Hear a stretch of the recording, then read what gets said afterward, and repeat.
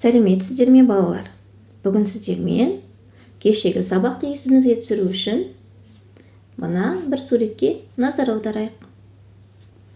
Ал балалар, мынау тұрған не? Доп. Доп қандай? Дөңгелек. Оның көлемі қандай? Үлкен. Ал түсі қандай? Қызыл ала. Сонда балалар, біз кеше заттың сынын білдіретін сөздермен таныстық. Заттың сынын білдіретін сөздерді түрін, түсін, көлемін білдіретін сөздер, яғни қай сұрақтары қойылатын болса, ол заттың сынын білдіретін сөздер болып саналады. Жақсы, есімізге түсірген болсақ, бірінші жаттығуға назар аударайық. Мәтінді түсініп оқы.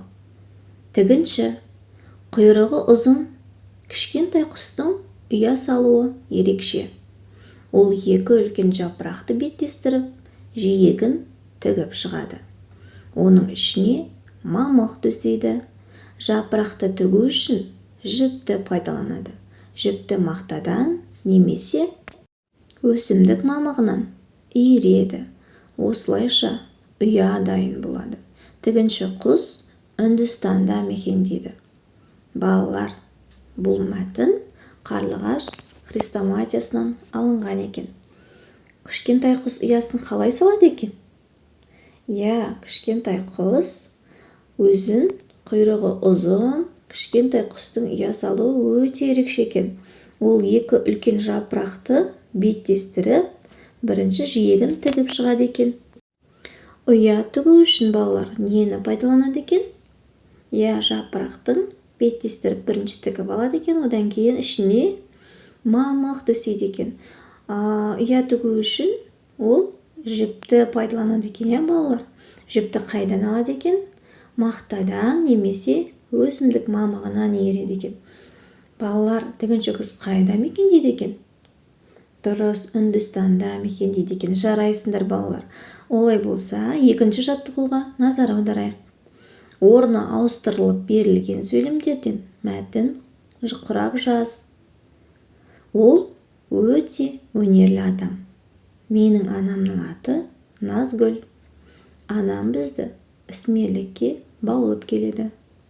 Алдымен сөйлемді, орындар ауыстырылған сөйлемдерді орын-орнына қойып жазатын боламыз. Менің анамның аты Назгүл. Ол өте өнерлі адам. Анам бізді іскерлікке баулып келеді. Балалар, бұл жерде қандай сұрағына жауап беретін сөздер табайықшы енді? Ол өте өнерлі адам. Ол қандай адам? Өнерлі, яғни өнерлі сөзі заттың сынын білдіріп тұр. Ал ендеше үшінші жаттығуға назар аударайық. Меңзер бағыты мен тігіншінің ережесін тауып жаз. Міне меңзердің бойымен келеміз. 7 рет өлшеп, 1 рет кес деген мақал шығады екен, балалар. Осыны дәптерімізге әдемелеп көшіріп аламыз. Сонда тігіншінің ережесі 7 рет өлшеп, 1 рет кесу керек екен. Ал балалар, 4-ші жаттығуда көйлектің сынын білдіретін сөздерді тауып айтатын боламыз. Балалар, мысалы, көйлек қандай? Түсін айтайық. Түсі сары. Енді ұзындығын айтайық. Көлемі ұзын. Көйлек қандай? Әдемі. Көйлектің ішінде қандай нелер бар? Бейнелер бар. Гүлді бейнелер бар. Яғни қандай деген сұрақтарға жауап беретін, заттың сынын білдіретін сөздерді жазып шығамыз. Ал балалар, мен көйлек қандай деген сұраққа ұзын деп жауап бердім. Түсі қандай деген сұраққа қызыл деп жауап бердім. Көйлек қандай деген сұраққа әдемі деп жауап бердім. Көйлек қандай деген сұраққа гүлді деп жауап бердім. Ал балалар, бұл сөз заттың сынын білдіріп тұр ма? Дұрыс айтасыңдар. Заттың сынын білдіріп тұр екен. Жарайсыңдар балалар. Келесі сабақта кездескенше сау болыңыздар. Менің каналыма тіркеліп, подписка жасауды ұмытпаңыздар.